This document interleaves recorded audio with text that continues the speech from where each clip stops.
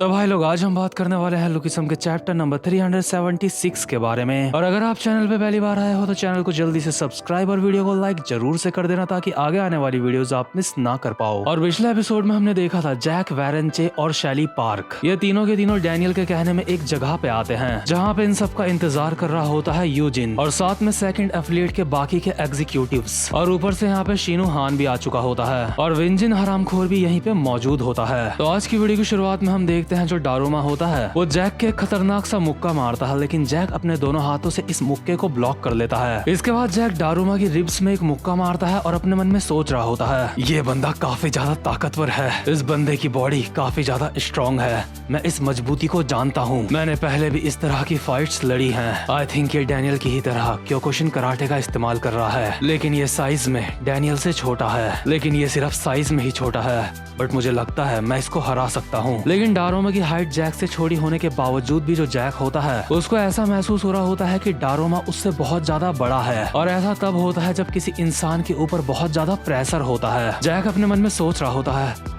आखिर ये खतरनाक सा प्रेशर क्या है जो मैं अभी महसूस कर रहा हूँ। ये बंदा हाइट में मुझसे छोटा है लेकिन उसके बावजूद भी मुझे ऐसा लग रहा है जैसे मैं इसको सर उठा के देख रहा हूँ। क्या ये किसी ट्रिक का इस्तेमाल कर रहा है? मैं जानना चाहता हूँ इस मास्क के पीछे कौन सा चेहरा है। और जैक एक मुक्का मारता है डारूमा के मास्क में उसको तोड़ने के लिए, लेकिन इतने में ही यहाँ पे डैनियल आता है और जैक के एक लात मार के उसको पीछे कर देता है। जैक अपने मन में बोल रहा होता है पहले ही इस बंदे से फाइट करने में मुझे काफी ज्यादा दिक्कत हो रही है और अब ऊपर से डैनियल भी इस फाइट के बीच में आ रहा है। जैक डैनियल के पास आता है और कहता है हे डैनियल, क्या तुम इस बात में सच में सीरियस हो? क्या तुम सच में वर्कर का एक हिस्सा हो? डैनियल कहता है मैं तुम्हें पहले ही बता चुका हूँ, मैं वर्कर्स का एक हिस्सा हूँ और मैं यहाँ पे तुम लोगों को पकड़ने के लिए आया हूँ। लेकिन डैनियल अभी अपने मन में बोल रहा होता है जैक अभी मेरे ऊपर नजर रखी जा रही है, प्लीज मेरे ऊपर यकीन करो। लेकिन डैनियल बाहर से कुछ और शो कर रहा होता है। डैनियल कहता है अब और परेशानियां खड़ी करना बंद करो और चुपचाप से हार मान लो जैक, क्योंकि अब भी अगर तुम हमसे लड़ते रहे तो इस बात की गारंटी मैं नहीं ले सकता कि तुम्हारे साथ अब क्या होगा। इसके बाद हम देखते हैं विंजिन को जो यूजिन को कहता है हे तुम लोग मेरी बात ध्यान से सुनो, तुम लोगों ने मेरे ऊपर हमला करा क्योंकि तुम्हें लगता है मैं इनमें से एक हूँ और मुझे पता है तुम्हें ऐसा क्यों लगा, लेकिन मैं तुम्हें बताना चाहता हूँ मैं उन लोगों की तरफ नहीं हूँ बल्कि मैं तो तुम्हारी तरफ आना चाहता हूँ। अगर सच बताऊँ तो मुझे तो ये भी नहीं पता कि मैं यहाँ पे क्यों हूँ, इसलिए मैं अभी यहाँ से घर जाना चाहता हूँ। अब तक जो भी कुछ यहाँ पे हुआ है मुझे लगता है हमें वो भूल जाना चाहिए, ठीक है? तो ठीक है मैं यहाँ से चलता हूँ, उम्मीद करता हूँ तुम्हारा प्लान कामयाब रहेगा। और जैसे ही विंजिन यहाँ से जा रहा होता है तभी जो नोमैन होता है विंजिन के पिछवाड़े में एक लात मारता है और जापानीज भाषा में कहता है तूने काफी अच्छा भाषण दिया लेकिन मुझे कोरियन लैंग्वेज समझ नहीं आती। और अभी जो विंजिन और नोमैन होता है इन दोनों के बीच में हाथापाई हो जाती है। अभी क्योंकि ये दोनों के दोनों ही एक दूसरे के मुक्के मार रहे होते हैं इसलिए विंजिन अपने मन में सोच रहा होता है लगता है इस हरामखोर को पता है कि फाइट कैसे करी जाती है। वहीं दूसरी तरफ जो ह्योतोको होता है वो वैरन चे को उसकी कमर से पकड़ता है और दीवार के ऊपर पटक देता है। इसके बाद ह्योतोको वैरन के बिल्कुल मुंह के पास आता है और उसको ध्यान से देखता है। ह्योतोको को लगता है कि वैरन हार चुका है और ह्योतोको यहाँ से जाने लगता है, लेकिन तभी पीछे से वैरन कहता है कितनी अजीब बात है, इससे मुझे काफी ज्यादा दर्द हुआ लेकिन मुझे ऐसा क्यों महसूस हो रहा है जैसे मैं तुझसे नहीं हारूंगा, माफ करना, मुझे लगता है मैं अभी दिन में सपने देख रहा था। और वैरन अभी मैनेजर किम के बारे में सोच रहा होता है और अपने मन में कहता है सर आखिर आपने मेरे साथ क्या किया है, मुझे अपनी बॉडी में अब पहले से काफी ज्यादा अलग महसूस हो रहा है, मुझे लगता है वर्कर्स की सेकंड एफिलिएट को आज मैं खत्म करने में कामयाब रहूंगा। वैरन अपनी शर्ट निकाल के ह्योतोको को कहता है ओए मिस्टर सुमो आजा एक बार फिर से हो जाए। और वहीं जो नोमैन और विंजिन होते हैं एक दूसरे के मुंह के पास आके एक दूसरे को घूर रहे होते हैं। नोमैन की जुबान में बस एक ही शब्द होता है रेंजर और वो भी वो जापानीज में बोल रहा होता है और विंजिन की जुबान में भी एक ही शब्द होता है जो होता है च्योंगलैंग, क्योंकि च्योंगलैंग एक ऐसी जगह है जहाँ पे विंजिन का राज चलता था किसी वक्त। और जो जैक होता है अभी उसके सामने डैनियल और पीछे डारूमा खड़ा होता है। जैक अजीब सा मुंह बना के कहता है क्या दोबारा से एक अकेला बेवकूफ मैं ही बचा हूँ यहाँ पे जहाँ भी ये सारे के सारे लोग फाइट करने वाले होते हैं। तभी शीनू शैली को पकड़ के कहता है हे गाइस तुम लोगों को डिस्टर्ब करने के लिए माफी चाहता हूँ लेकिन मैंने इस लड़की को पकड़ लिया है। और अभी हम साफ साफ देख सकते हैं शैली ने शीनू का सर मार के सुझा रखा है। शैली पकड़े जाने के बाद वैरन लोगों को कहती है हे गाइस मुझे माफ करना। इसके बाद सीन शिफ्ट होता है और हम देखते हैं मित्सुकी को यानी कि सेकंड एफिलिएट की सीईओ नैको। अभी मित्सुकी अपनी मसाज करवा रही होती है लेकिन तभी यहाँ पे नोमैन आता है जिसने अभी मास्क नहीं पहना होता। नोमैन कहता है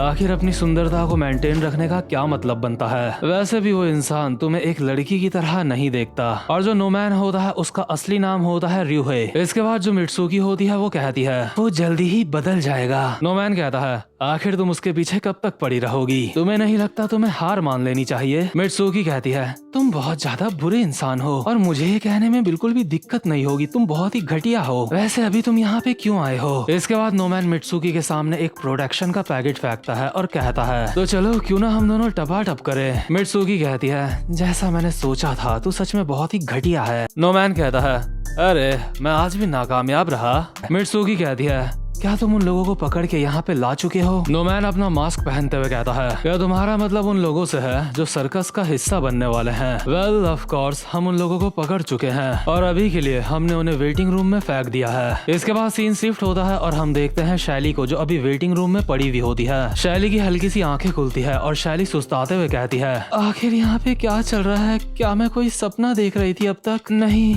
उस इंसान ने हमें पकड़ लिया था, वो एक सपना नहीं हो सकता, वो काफी ज्यादा असली लग रहा था। और ये मेरे पैरों में बेड़ियां क्यों बंधी हुई हैं? आखिर ये सब क्या है?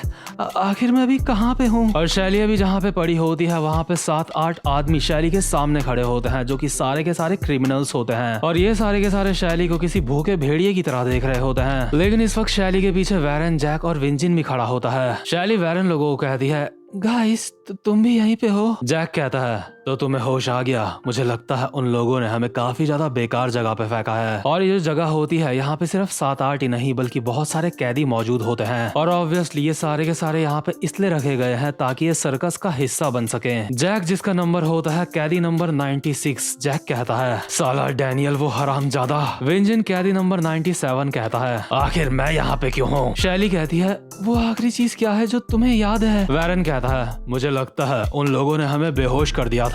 इसके बाद सीन शिफ्ट होता है और हम देखते हैं यूजिन के स्कूल का सीन। अभी जो मैंड्योक होता है वो यूजिन को बोल रहा होता है चेयरमैन वो 5 लोग सर्कस का हिस्सा बनने के लिए तैयार हैं। यूजिन कहता है अच्छा ऐसी बात है, मैंने अभी अभी इनकी फाइटिंग लेवल को एनालाइज करना खत्म किया है, लगता है अब मुझे इन्हें जल्दी ही सर्कस में ज्वाइन करवा देना चाहिए। और जो यूजिन होता है उसने जैक और वैरन के आगे अभी बी लिखा होता है और साथ में क्वेश्चन मार्क भी लगा रखा होता है, यानी कि अभी यूजिन को ठीक से नहीं पता कि इनका फाइटिंग लेवल क्या है। यूजिन कहता है ये लोग अपनी इन फाइटिंग स्किल्स के साथ फाइनल गेम को पार नहीं कर पाएंगे। तभी मैंड्योक कहता है सर यूजिन मैं एक बात जानने के लिए बहुत ज्यादा उत्साहित हूँ। यूजिन कहता है अच्छा और वो बात क्या है? मैंड्योक वहाँ पे खड़े मत रहो और अंदर आ जाओ। इसके बाद मैंड्योक अंदर आता है और यूजिन के सामने बैठ के कहता है मैं बोल रहा था आखिर आपको इस बात में इतना ज्यादा यकीन कैसे है? आपको ऐसा क्यों लगता है कि वो 5 सर्कस को क्लियर नहीं कर पाएंगे? क्योंकि अगर उन्होंने उस गेम को पार कर लिया तो इसका मतलब होगा कि सेकंड एफिलिएट ढह सकती है। यूजिन कहता है जिन 5 लोगों को मैंने सेलेक्ट करा है उनका ग्रुप कभी भी उस गेम को क्लियर नहीं कर पाएगा, लेकिन मुझे ये समझ नहीं आ रहा है कि वो विंजिन नाम का बंदा यहाँ पे क्यों आया। पर्सनली उस बंदे के बारे में जानने के लिए मैं काफी ज्यादा क्यूरियस हूँ। खैर चिंता मत करो, अगर ये डैनियल पार्क के प्लान का कोई हिस्सा भी हुआ तो भी डैनियल पार्क कुछ नहीं कर पाएगा क्योंकि सेकंड एफिलिएट उस पर काफी बारीकी से नजर बनाए रखी है। जब तक कि उन लोगों के पास सर्कस के बारे में कोई जानकारी नहीं होगी वो सर्कस को क्लियर नहीं कर सकते। और बात रही डैनियल पार्क की तो उसके पास और कोई भी रास्ता नहीं है सिवाय अपने दोस्तों को अपनी आंखों के सामने मरता हुआ देखने के। और वहीं दूसरे सीन में हम देखते हैं जो डैनियल होता है वो सो चुका होता है और अगर हैंडसम वाला डैनियल सो चुका है तो इसका मतलब दूसरा वाला डैनियल जाग चुका है। अभी हमें डैनियल की एक वॉइस ओवर आती है यूजिन